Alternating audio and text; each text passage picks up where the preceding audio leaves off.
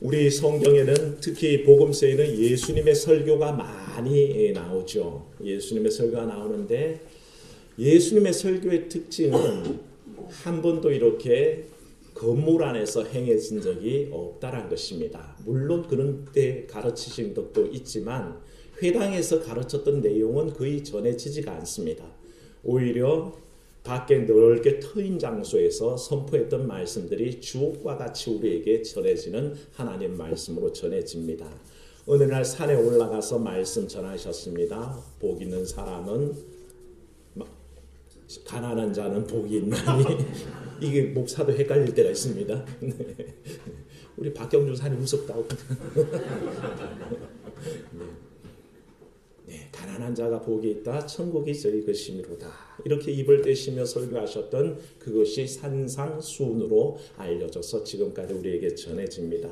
문자 그대로 산상수훈, 산 위에서 선포된 말씀이죠. 그 어느 곳에도 건물 안에서 행해진 성전에서 드려진 말씀이 아님에도 그 말씀의 가치가 훼손되는 적은 없습니다. 오히려 우리 모두에게 감동을 주는 말씀이고 교훈이 되는 말씀이죠. 왜 그렇습니까? 주의 말씀이 계신 그곳이 바로 예배당이기 때문인 줄로 믿습니다. 바로 그와 같은 역사가 언제나 일어납니다. 주께서 바닷가에 서셨습니다. 수많은 무리들이 몰려와서 주의 말씀을 사모하는데 예수님은 베드로의 배 위에 오르사 약간 물 위에 떠 계시고 청중들은 해변에 쭉 앉으셨습니다. 그 많은 사람들에게 주의 말씀을 가르치셨는데 그 말씀을 통해서 얼마나 많은 사람들이 은혜를 받은지 모릅니다. 그것도 건물이 아닙니다. 그는 바닷가였습니다. 배는 강단이요 강대상이었습니다.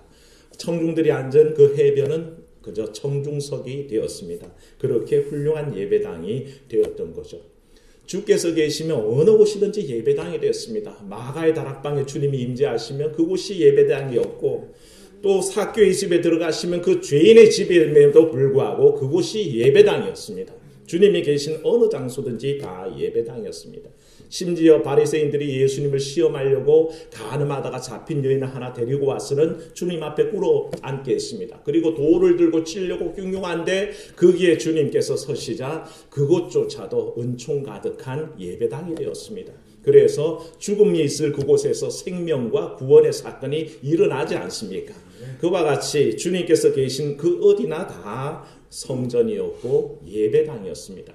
결코 이 말씀을 장황하게 드리는 이유가 뭐냐 하면 오늘 우리가 생각할 것은 제목대로 교회가 과연 무엇인가 하는 것을 짚어보고 우리의 삶의 교회를 통한 변화를 추구하기 위한 것입니다.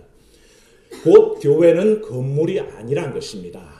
주의 말씀과 주의 은혜가 충만한 그 장소가 예배당이고 교회이지 건물 자체가 교회는 아니란 것입니다. 이 교회는 다른 말로 뭐라고 부를까요? 성전이라고 부릅니다. 건물의 가치죠. 실제로 교회라는 가치는 사람들 속에 있습니다. 믿음의 고백이 함께 서로 공유되고 서로 교통하는 삶이 일어나는 그곳이 바로 교회라는 것입니다. 말씀이 있고 하나님을 경배하는 무리들이 가득 차 있으면 그곳이 곧 교회가 됩니다.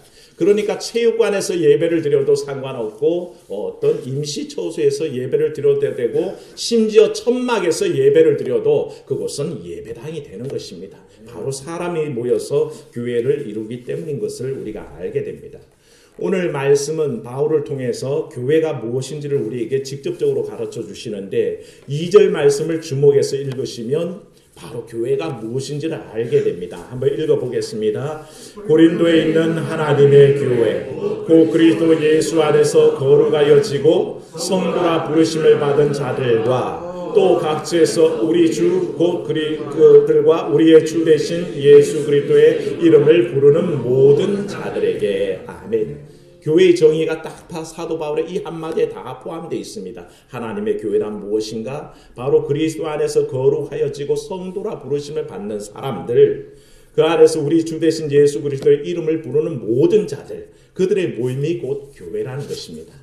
그래서 우리가 사도 바울을 통해서 다시 들으면서 헬라어로 교회를 에클레시아라고 부릅니다. 두 말의 합성어입니다. 에크, 밖으로, 할레어, 불러내다. 그래서 밖으로 부르신 에클레시아, 밖으로 부르신 사람들의 모임이란 뜻인데 이거 원래 그리스도가 갖고 있는 정치 형태입니다. 민의회, 어떤 일을 달성하기 위해서 밖으로 부름을 받아서 모임을 가지고 거기에서 어떤 결론을 내는 사람들을 에클레시아라고 불렀거든요. 근데 이게 나중에 교회라는 의미로 점점 변화되는 것이 하나님께서 사람들을 밖으로 불러내서 거룩한 공동체로 세상과 구별되는 사람으로 세웠다 해서 에클레시아 곧 교회라는 명칭으로 바뀌어 전갈 겁니다. 이 어느 곳에도 교회가 장소적 의미가 없죠. 사람들의 집합체라는 의미로 우리에게 다가온다는 것을 알게 됩니다.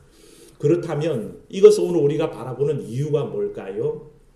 우리는 오랫동안 우리의 생각 속에 교회를 장소적으로 고정시킵니다. 그래서 하나님의 교회 고정된 이 장소, 이 성전 안에서 우리는 교인다운 생활을 하려고 했습니다. 가시적인 교회 안에서는, 성전 안에서는 내가 교인인 것처럼 행합니다. 그런데 이 바깥으로 넘어가서 이 장소를 떠나갔을 때 나도 과연 교인인가? 라고 물을 때에 그래서 우리가 과연 사람으로서의 교회가 이루어지고 있는가의 문제를 따질 때에 아무도 단언해서 자신할 수 없다는 것이 심각한 문제라는 것입니다. 사도 바울이 이 개념을 끄집어내는 이유가 뭐냐 하면 고린도 교회가 지금 가지고 있는 문제 때문에 그렇습니다. 한 두 가지 문제만 소개하자면 첫 번째 문제가 뭐냐면 파벌의 문제라고 그랬습니다. 고린도 교회를 우리가 딱 생각하면 딱 머리에 떠오르는 것은 파벌의 문제입니다. 나는 게바파요, 나는 베드로파요, 나는 베드로파요, 게바가 베드로입니다. 나는 바울파요, 아볼로파요, 게바파요, 심지어 나는 그리스도파다라고 얘기합니다. 이 말을 듣고 있으면 굉장히 웃긴 말이죠. 사람들이 뭘 교회 안에서 서로 나눠서 너는 양파고 나는 쪽파고 나는 대파고 뭐 그렇게 나눌 이유가 뭐가 있습니까? 그리스도 안에서 다 하나의 교회임에도 불구하고 사람들은 서로 자기를 게바파, 바울파, 아볼로파, 그리스도파라고 그렇게 얘기합니다. 이런 일들을 바울이 해결할 때 굉장히 어려움들이 있었습니다. 사람을 추종하는 일은 오히려 쉬웠습니다. 바울파요, 아볼로파요, 게바파라 그러는 것은 별 문제가 되지 않았던 게 3장 5절 한번 성경을 넘겨보십시오. 오늘 지금 읽고 있는 게 1장인데 3장 5절에 한번 넘어가 보십시오. 사람을 추종해서 파벌로 따지는 것은 바울이 쉽게 처리를 합니다. 3장 5절 읽습니다. 시작. 그런즉 아볼로는 무엇이며 바울은 무엇이냐? 그들은 주께서 각각 주신 대로 너희로 하여금 믿게 한 사역자들이니라. 아멘. 명쾌하죠. 바울이 얘기합니다. 아볼로파, 게바파, 바울파 얘기하지 마라. 그들은 어떤 추종할 대상이 아니라 단지 사역자일 뿐이다. 그리스도를 전한 사역자고 그리스도를 소개한 사람이니 그들을 너무 추종할 이유가 없다라고 얘기합니다. 그래서 쉽게 해결되는데 그 중에 한 파가 있었으니 그리스도파입니다. 자기들이 그리스도께 속했다라고 얘기하니까 아무 문제가 없는 것 같잖아요. 우리 모두 그리스도파 아닙니까? 그런데 그들은 심각한 문제를 가지고 있었습니다. 말은 우리가 그리스도께 속한 그리스도파라고 얘기하지만 실제적 개념은 어떤 거냐 하면 그리스도께서 우리에게만 속해 있다는 영적인 우월감을 가지고 설쳤던 사람들이 그리스도파입니다. 그들이 가장 문제였습니다. 자기들만 그리스도를 소유하고 있다. 자신들만 그리스도에게 속해 있는 사람이다라는 그런 왜곡된 영적 우월감이 얼마나 심각한 문제였는지 모릅니다. 최근에 우리는 이와 비슷한 사례를 봤죠. 정광훈 씨가 그 어떤 집회에서 하나님과 자신이 친하다고 주장하면서 나는 하나님 보좌를 딱 잡고 살아. 하나님 꼼짝 마. 하나님 까불면 너 나한테 죽어. 내가 이렇게 하나님하고 친하단 말이야. 친해. 이렇게 얘기를 했다는 거죠. 이게 왜곡된 영적 우월감이라는 것입니다. 자기가 마치 하나님 보호자 앞에서 곁에서 하나님 꾹꾹 짤고 막말도 해도 되고 막 하나님을 위협해도 되는 존재인 것처럼 자기를 과시하는데 여러분 어떤 분이 제게 묻더라고요. 이 정광훈 씨는 어떻게 생각해야 됩니까? 정광훈 씨는 아무것도 아닙니다. 목사가 아닙니다. 이미 교단에서 추방되어서 면직된 사람입니다. 일반인이죠. 그런데도 목사 행세를 하고 다닙니다. 그리고 자기 혼자 교단 하나 만들어서 자기가 그 교단 소속 목사라고 사칭하고 다닙니다. 사기꾼입니다. 그러니까 오늘 말씀드리지만 그런 말씀에 현혹될 이유가 없습니다. 그와 같은 영적 우월감이 나타났다는 거죠. 그런데 이게 공식적으로 교회에서 서로 파벌을 얘기하지 않는다는 겁니다.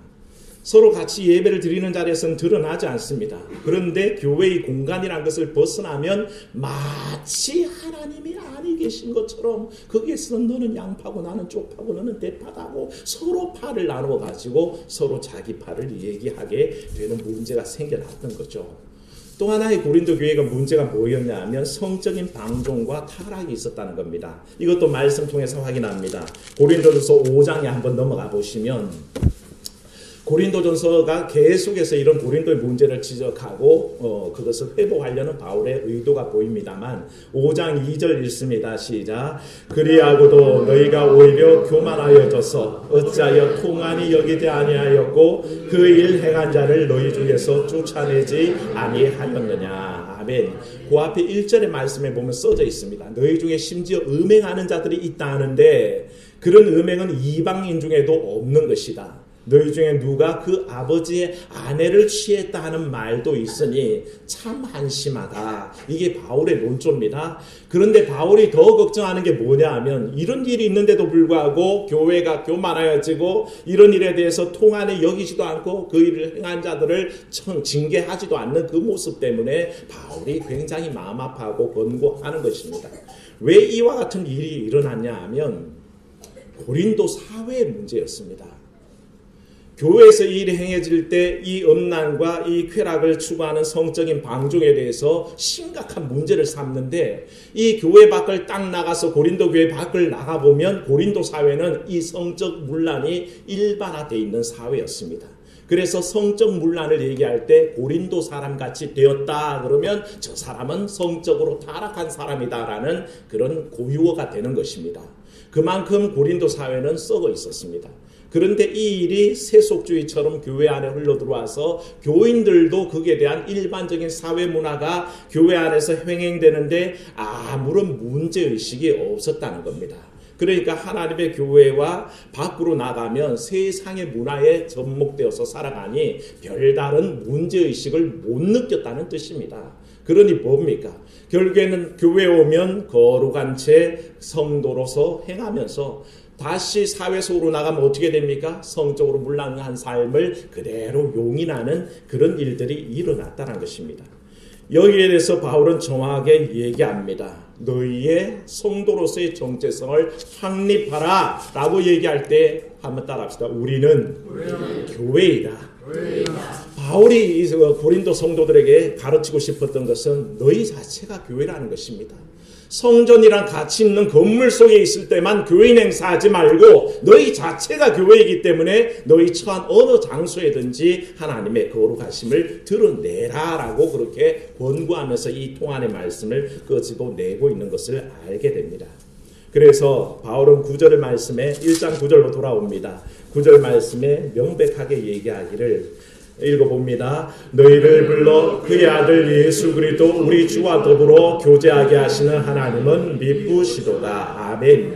건물로서의 교회가 아니라 사람으로서의 교회가 어느 곳에서든지 예수 그리스도와 교제하는 삶을 통해서 완전한 교회를 이루게 하겠다는 것이 바울의 목표입니다. 그래서 제시하는 겁니다.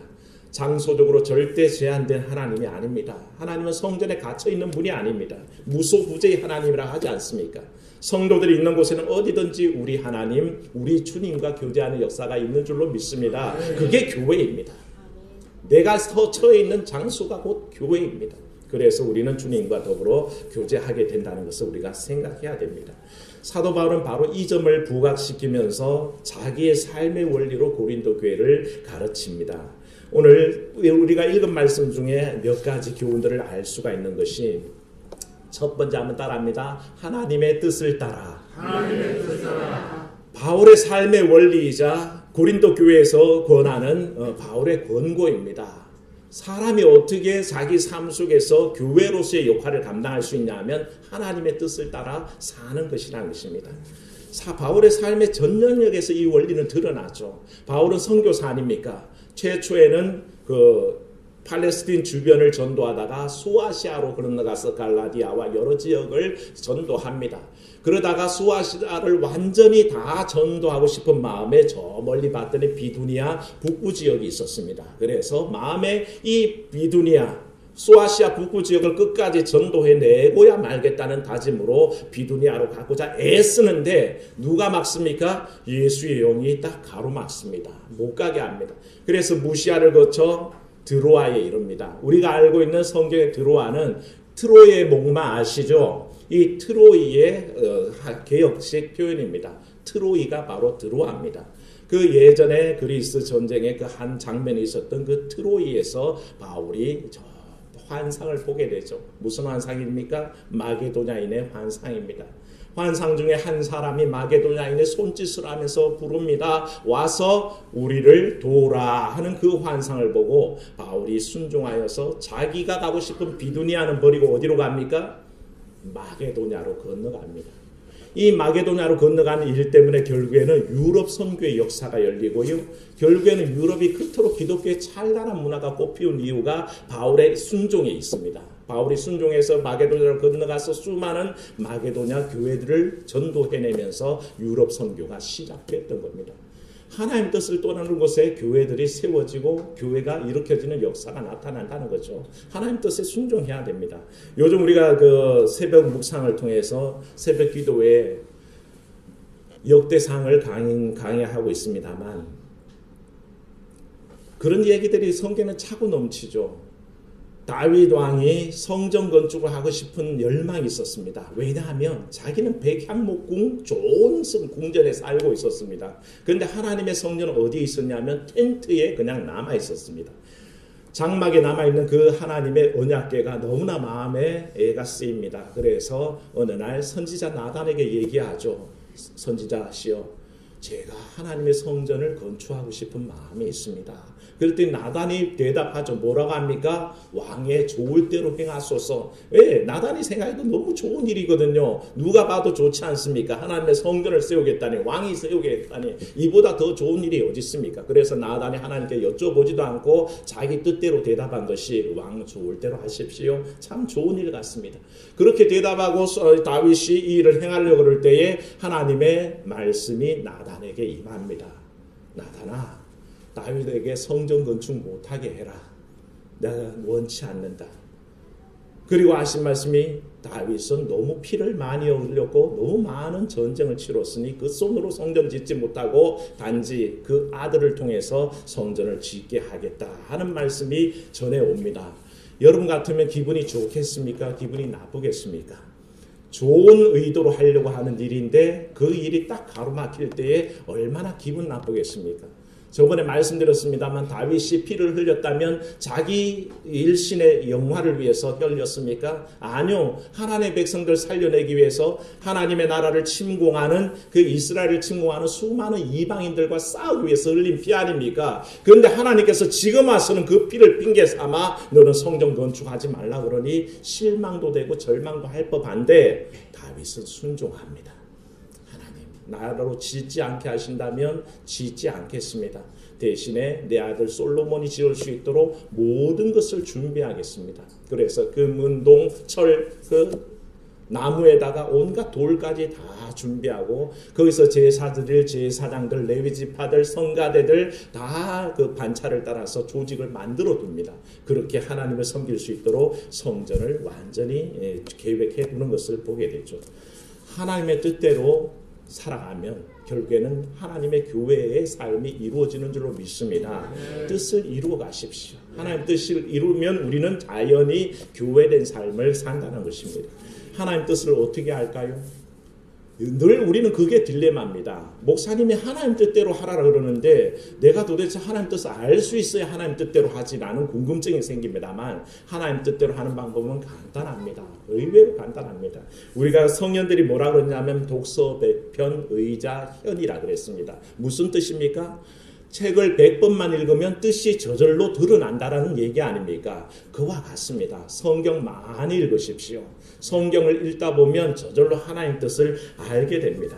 우리는 뻔히 성경을 알아서 대답이 다 정해져 있는 얘기를 하나님 앞에 물어보면서 하나님 뜻을 모르겠습니다 라고 거짓말을 할 때가 있습니다. 뭐냐 하면 왜 그렇습니까? 원수를 어떻게 해야 될까요? 내가 저 사람이 너무너무 미워 죽겠는데 하나님 어떻게 해야 될까요? 하나님 뜻을 알려주세요. 하나님 뜻은 뭡니까? 네 원수를 사랑하고 너를 핍박하는 자를 위해서 기도하라. 이미 다 말씀에 하나님 뜻은 나와 있습니다. 그런데 그 말씀의 뜻을 알고도 마치 모르는 양 하나님 뜻을 구하려고 기도합니다. 하나님 저 원수 같은 거 어떻게 해야 됩니까? 뭐라고요? 하나님 뜻은 용서하라 위해서 기도하라 하셨죠. 그러니까 하나님 뜻은 이미 알고 있으면서도 말씀의 뜻에 다 나와 있음에도 불구하고 우리는 모른 척 할 뿐입니다만 하나님 말씀을 가까이 대하십시오. 열심히 읽으십시오. 저기 써진 대로 말씀을 읽고 실천하고 전하십시오. 그러면 저절로 하나님 뜻을 알게 된다는 것입니다. 또 하나님 뜻을 아는 방법이 뭡니까? 기도 많이 하십시오. 기도는 하나님과 영적인 깊은 교제라고 그랬습니다. 하나님과 깊은 교제를 하다 보면 저절로 하나님의 뜻이 알아지죠. 그래서 기도 많이 하는 사람은 더 이상 응답이 필요 없을 만큼 하나님의 뜻을 실천하게 되어 있습니다. 그러니 하나님의 뜻을 따라서 하십시오. 그러면 우리가 어디에서든지 다 교회된 삶을 살 수 있다는 것입니다. 두 번째 바울이 얘기하는 원리는 뭐냐 하면 한번 따라합시다. 그리스도 예수 안에서 하나님의 은혜로. 이게 바울의 삶의 원리이자 이 땅에서 그리스도인들이 교회다운 삶을 사는 원리입니다. 그리스도 예수 안에서 하나님의 은혜로 말미암아 산다는 것. 바울이 좋아하는 용어가 뭐냐 하면 엔크리스도라고 말씀드렸습니다. In Christ, 예수 안에서, 예수 그리스도 안에서, 주 안에서, 예수 안에서 수없는 단어를 반복하지만 뜻은 늘 예수 안에서, 그리스도 안에서 엔크리스도입니다. 이 말을 반복하는 이유는 이 바울의 삶의 자리를 고정하기 때문에 그렇습니다. 당신이 사는 곳이 어디냐? 대구입니다. 서울입니다. 부산입니다. 아니라 서울에서도 예수 안에서, 부산에서도 예수 안에서, 대전에서도 예수 안에서, 김제에서도 예수 안에서 산다는 것입니다. 어떤 물리적인 장소가 바뀌어도 그 장소는 늘 동일합니다. 어디 안에서? 예수 안에서 산다는 것입니다. 이 원리가 철저하게 지켜지는 사람들은 장소가 상관없습니다. 성전이면 어떻고 세상 속에 나가면 어떻고 심지어 술자리에 나가든 무슨 상관이 있습니까? 그 자리에서도 나는 예수 안에 있기 때문에 예수 안에서 살 수가 있다는 것입니다. 바울은 그래서 예수 안에서라는 삶의 원리를 제공합니다.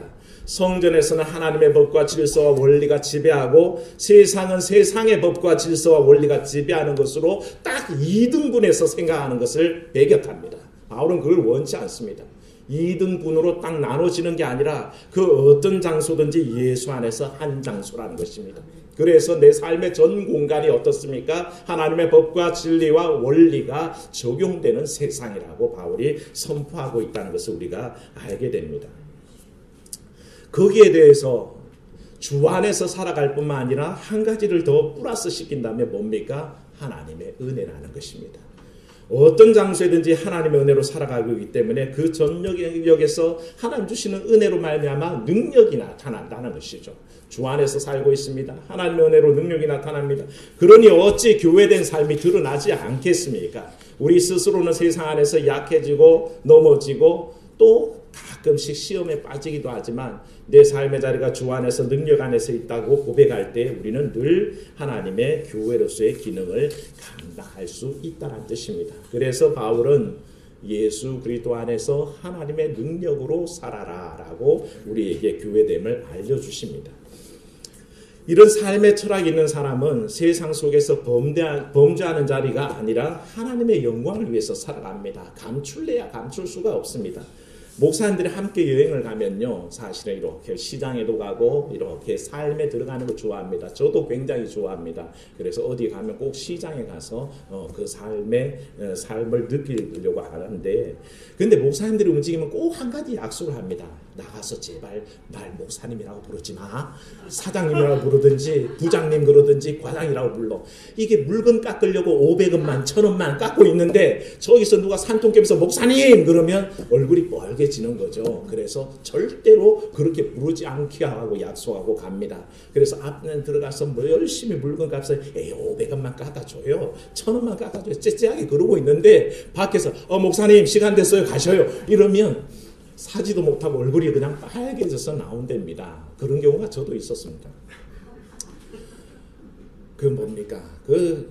물론 작은 일이지만 그리스도인으로서의 정체성 드러내기 위한 삶을 살아야 되고 남들 보기에 참 추해 보이지 않는 삶을 살려고 애써야 되는 게 교회된 우리의 삶이란 뜻 아니겠습니까? 저는 어디 교회를 방문할 때 택시를 타게 되면요, 그 택시 내릴 때에 100원짜리까지 이렇게 잔도를 받지 않습니다. 어느 교회 가자 그랬으니 틀림없이 내가 목사는 아니더라도 최소한 그리스도인인지 누군지 알 거 아닙니까? 그런데 실컷 교회 앞에 가는 거는 100원짜리까지 일일이 다 챙겨서 가면 뒤통수가 뜨거울 때가 있잖아요. 그래서 아예 100원짜리 놔두십시오. 이렇게 그냥 얘기하고 잔도받는 작은 일입니다. 사소한 일입니다만 이런 일들을 통해서 하나님 영광을 가린다면 별로 그리스도인으로서 온전치 않다는 생각을 해봅니다. 그래서 쫀쫀한 소리 안 듣고 싶다는 게 그런 일 의외로 많습니다. 기왕 얘기 나온 김에 말씀드리면 여행지에 가도 마찬가지입니다. 동남아를 가면요, 한국 사람들이 그렇게 많습니다. 동남아 여행지는 거의 한국 사람들이 채우는 것 같습니다. 그런데 동남아는 늘 뜨겁잖아요. 그러다 보면 이렇게 어디 가서 줄을 서면 힘이 듭니다. 그러면 머리를 쓰는데 어떻게 하냐면 한 사람만 가서 좀 손해보고 서 있고 나머지는 다 그늘에 있습니다. 그러니까 순서가 되면 갑자기 막 불러요. 그런데 그냥 부르지. 권사님 우리 차례야 빨리 와. 집사님 우리 차례야 빨리 와. 그러면 얼마나 창피해집니까? 남들은 뭐 할 줄 몰라서 그 뜨거운 데 서 있습니까? 줄을 서는데 교인들이 그렇게 얌체짓을 하면서 그렇게 하면 그러면 말이라도 하지 말고 사장님 언니 어서 와 이러든지 대놓고 권사님 집사님 끌어모아 가지고는 그렇게 창피를 주는 게 우리 모습이라는 거죠. 이것도 역시 작은 일입니다. 하지만 이런 일들을 통해서 우리는 하나님 앞에 정체성을 드러내지 못하고 교회된 삶을 살지 못하고 하나님의 영광을 오히려 가린다는 것입니다. 사랑하는 여러분, 어떤 삶의 쌀이든지 그리스도의 정체성을 드러내는 여러분 되시기를 축원합니다. 이를 통해서 우리는 안티크리스찬들을 줄여갈 수 있습니다. 그리스도인들이 똑바로 행동하면 안티크리스찬들이 줄어들게 되어 있습니다. 더 이상 교회 욕을 안 하는 세상이 온다는 것입니다. 그러니 그들을 꼭 의식해서가 아니라 하나님 앞에 온전히 살기 위해서 내 삶을 고쳐야 한다는 것이죠. 그게 바로 엠크리스도 안에서 하나님 뜻 안에서 하나님의 은혜 가운데 살아가는 삶입니다. 마지막으로 바울이 우리에게 권고하는 것은 8절 말씀에도 나와 있지만 한번 따라합시다. 그리스도의 날에 책망할 것이 없도록 마음에 유념하십시오. 그리스도의 날에 책망할 것이 없도록 이란 말씀은 바울의 삶의 원리가 종말론적인 삶의 원리를 갖고 있었다는 것입니다. 지금 이 땅에서 당장 어떻게 사느냐의 문제가 아니라 장차 그리스도의 앞에 서는 날이 있고 심판받을 날이 있고 그때에 책망받을 것이 없도록 살아가는 겁니다. 우리가 그와 같은 마음으로 살아가면 어디든지 교회를 이룰 수가 있습니다. 하나님 앞에 부끄럽지 않기 위해서, 하나님 앞에 서는 날에 일일이 지적당하지 않기 위해서, 하나님 앞에 섰는데 너 그때 동남아 가서 그냥 사람들 속이면서 그냥 새치겠지 이런 말 안 듣기 위해서 애쓰며 살아가는 것입니다. 삶 속에서 살아있는 교회를 이룬다는 것은 하나님 앞에서 마지막 날에 점도 없고 흠도 없고 순결하고 정결하게 드려진다는 얘기입니다. 앞서 말씀드린 모든 삶의 자리는 하나님 앞에 섰을 때에 모두 평가받게 될 것입니다. 영광 돌릴 일들은 영광 돌린 대로, 영광 가린 일들은 영광 가린 대로 낱낱이 드러난다는 것입니다. 그때를 생각한다면 이 땅에서 교회된 우리의 삶을 살아갈 때 함부로 말해서도 안 되고 함부로 행동해서도 안 되고 함부로 생각해서도 안 된다는 것은 자명합니다. 사랑하는 여러분, 우리는 그리스도의 교회된 일원입니다. 따라합시다. 나는 교회이다. 이 귀한 고백 속에 우리의 삶을 진행하면서 세상 속에서 이웃들 속에서 가정에서 그리스도의 영광 드러내는 삶이 되시기를 주의 이름으로 축원합니다. 은혜로우신 하나님 아버지, 우리를 교회로 불러주셨습니다. 겉으로 드러나는 성전이 교회의 전부가 아니라 그것은 단지 장소일 뿐이고 이곳을 가득 채우고 있는 우리가 교회임을 다시 확인합니다. 하나님, 교회된 우리가 세상 속에서 어떻게 살아야겠습니까? 하나님 영광 드러내며 사는 우리가 되게 도와주시옵소서. 참으로 날마다 하나님 안에서 하나님의 은혜로 오직 주의 부르심을 따라 마지막 날에 주 앞에서 부끄럽지 않게 온전히 교회됨을 실천하며 살아가게 도와주시옵소서. 교회를 장소로 구분해 두고 우리는 교회에서 거룩한 척하고 교회만 벗어나면 교회가 아닌 것처럼 행동하는 우리의 어리석음을 깨닫게 하여 주시옵시고, 오직 장소에 상관없이 어느 자리나 삶의 자리에서 주의 교회된 우리의 행실을 똑바로 하도록 도와주시옵소서. 주 예수님 이름으로 기도하옵나이다. 아멘.